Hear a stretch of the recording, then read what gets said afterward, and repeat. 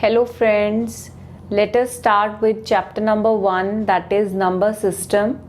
And in this video I will give you the introduction of chapter 1. So let us start. First one is natural numbers. What are natural numbers? The numbers which starts from 1. जो number कहाँ से start होते हैं बेटा? 1 से start होते हैं, उन्हें हम क्या बोलते हैं? Natural numbers. Okay, so see the example of the natural number is 1, 2, 3, 4, so on. इनकी एंडिंग नहीं होती, ये कहाँ तक जाते हैं? अप टू इन्फिनिटी तक. और हम नेचुरल नंबर को बेटा डिनोट करते हैं कैपिटल N से. ओके, कैपिटल N से हम नेचुरल नंबर को डिनोट करते हैं. Second one is whole numbers. Whole numbers are those numbers which starts from 0. जो 0 को भी इंक्लूड कर लेते हैं उन्हें हम बोलते हैं whole number. एग्जाम्पल लेते हैं हम इसका 0, 1, 2, 3, so on. चलता जाएगा up to infinity. And whole numbers को हम डिनोट करते हैं W से. सो मैं ये चीज़ कह सकती हूँ कि all natural numbers are whole numbers. Y?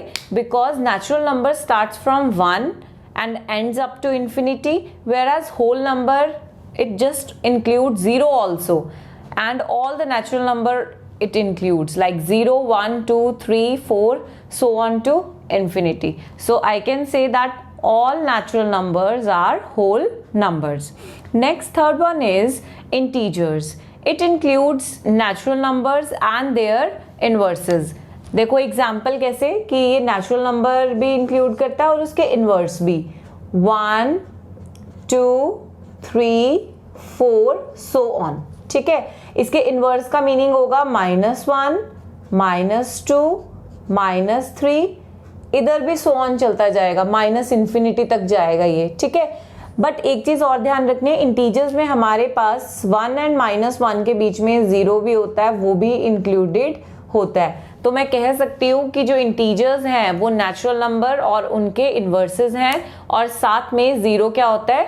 Included. क्योंकि नेचुरल नंबर कहाँ से स्टार्ट होता है? 1, 2, 3, 4. एंड इनवर्स का मतलब क्या है? इनवर्स मतलब उनके नेगेटिव्स. तो नेगेटिव हमने यहाँ पे लिया -1, -2, -3, so on to minus infinity. So I can say integers are those numbers which includes positive numbers and negative numbers along with the 0. Next come to fourth one, and beta integers are denoted by Z. We denote integers by Z. Okay. Next come on to rational numbers. Rational number को हम denote करते हैं Q से. मैं यहाँ लिख देती हूँ, रैशनल नंबर को हम डिनोट करते हैं Q से. एंड रैशनल नंबर क्या होते हैं? The numbers which can be written in the form P upon Q where Q is not equal to 0. आपका जो Q है वो 0 के इक्वल नहीं होना चाहिए. हम एग्जाम्पल लेते हैं यहाँ पे, like 1/2. 1/2 is a rational number because it is in the form P upon Q, और Q आपका 0 नहीं है. There is one more example, 0/4. 0/4 is also a rational number because it is in the form P upon Q, and जो यहाँ पे Q है वो आपका 0 नहीं है, पर P 0 हो सकता है because it's not written in the definition कि P 0 नहीं होना चाहिए. तो हमारे पास सिर्फ डेफिनेशन में ये चीज लिखी हुई है कि Q will not be equal to 0. तो Q यहाँ पे 0 के इक्वल नहीं है, तो that means it is also a rational number. And 0/4 की वैल्यू कितनी होती है? 0. 0 को हम किसी भी नंबर से डिवाइड करें, आंसर कितना आता है आपके पास? 0. बट अगर मैं बात करूं कि 4 divided by 0, what is 4 divided by 0? 4 divided by 0 is not defined. आज तक हम 4 डिवाइडेड बाय 0 की वैल्यू ही फाइंड आउट नहीं कर पाए. It's not defined. So next come to the irrational numbers. अब बेटा irrational numbers को हम कैसे डिनोट करते हैं? R minus Q. ये R minus Q का मीनिंग क्या है? R real numbers. अभी मैं आपको बताऊंगी कि रियल नंबर्स क्या होते हैं. रियल नंबर्स में से जब हम रैशनल नंबर को माइनस करते हैं तो हमारे पास कौन से नंबर लेफ्ट आउट हो जाते हैं? Irrational numbers. दैट मीन्स जो नंबर रैशनल नहीं होते वो सारे क्या होते हैं? इरैशनल. तो numbers which cannot be expressed in the form P upon Q, उनको हम क्या बोलते हैं? Irrational numbers. इसका एग्जाम्पल ले लेते हैं बेटा हम। इसका एग्जाम्पल हमारे पास बन जाता है √2। लाइक √2 की वैल्यू आपके पास 1.41 चलता ही जाएगा, आपको पता नहीं पॉइंट के बाद कहाँ एंड होगा, एंड ही नहीं होगा। √3 is also a irrational number. मतलब जिन रूट की वैल्यू आप नहीं फाइंड आउट कर सकते उन्हें हम क्या बोलते हैं, irrational number. There are so many example. Pi also comes under irrational numbers.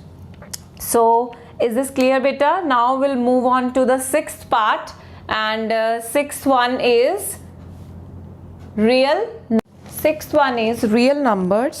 So what are real numbers? It contained all rational and irrational numbers that can be expressed on a number line.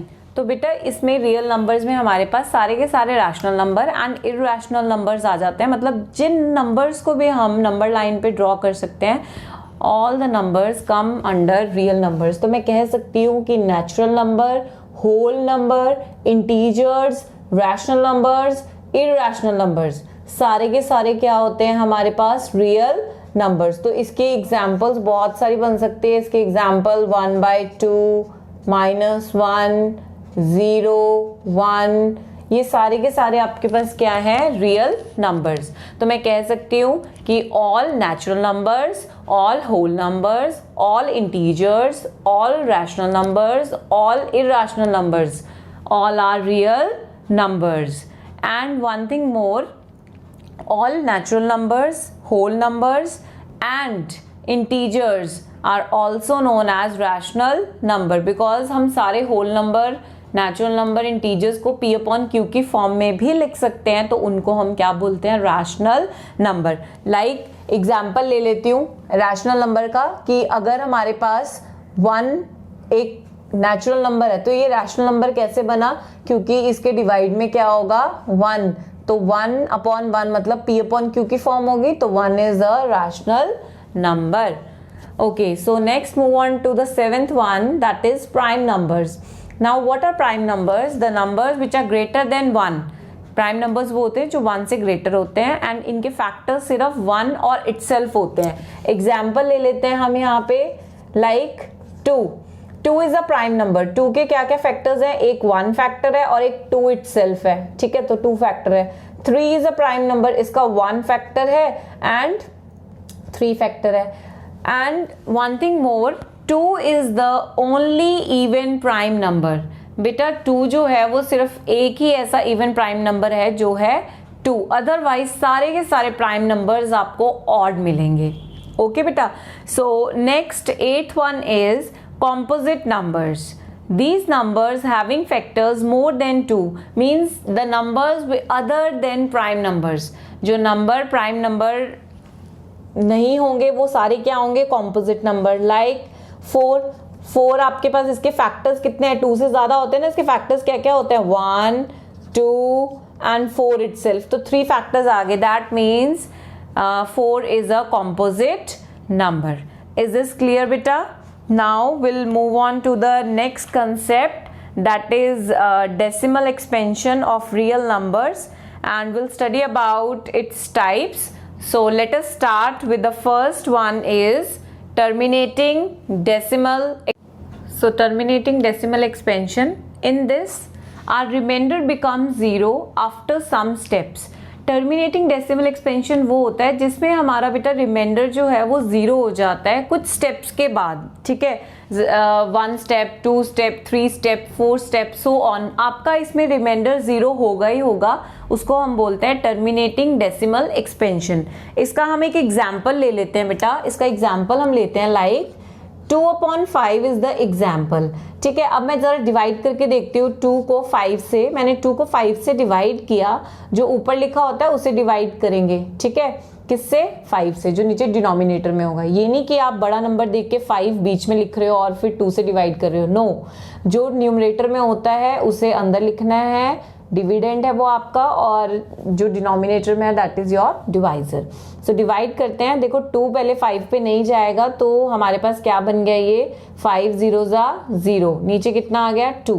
अब हम ऊपर point लगा देंगे तो नीचे एक 0 उतरेगा, 5 4 20 चला गया कंप्लीट। इसको सॉल्व करने पे आपके पास कितना आ गया 0.4। रिमाइंडर आपका कितना हो गया 0। दैट मीन्स कुछ स्टेप्स के बाद अगर रिमाइंडर हमारा 0 हो जाता है तो हम उसे बोलते हैं terminating decimal expansion. Now come to second one, that is non terminating recurring या repeating. Okay, let us take one example. Example is 1/3.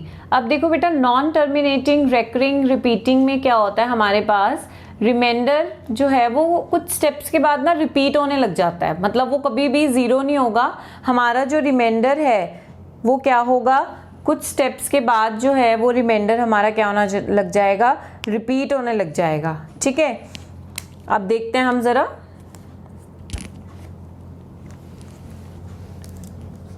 Divide करते हैं, देखो 0 पे गया, ये 1 आया, ऊपर पॉइंट लग गया 0, 3 3 9। अब देखो फिर से 1 आ गया, ऊपर 1 से स्टार्ट किया था, 1 ही आ गया, हमारा रिमाइंडर क्या हो गया, रिपीट हो गया। तो 3 3 फिर 0 उतारा, 3 3 9, फिर 1 आया, फिर 0 उतार लिया, 3 3 9, फिर 1 आ गया। दैट मीन्स आपका रिमाइंडर जो है आफ्टर सम स्टेप्स क्या हो गया, रिपीट ही होता जा रहा है इसके अंदर। फर्स्ट स्टेप के बाद ही इसमें रिपीट हो गया, तो मतलब आपकी इसमें 0.333 सो ऑन चलता जाएगा। क्या चलता जाएगा, 3 3 आता रहेगा आपके पास, रेपिटेशन ही चलती रहेगी। इसको हम फिर कैसे लिख सकते हैं, जिस नंबर से रिपीट होना स्टार्ट होता है हम इसको लिख सकते हैं 0.3 की पावर बार। लाइक सपोज मैं एक वैसी एग्जांपल देती हूँ आपको, 0.567 किसी नंबर को सॉल्व करने पे आपके पास ये आंसर चलता जा रहा है, सो ऑन।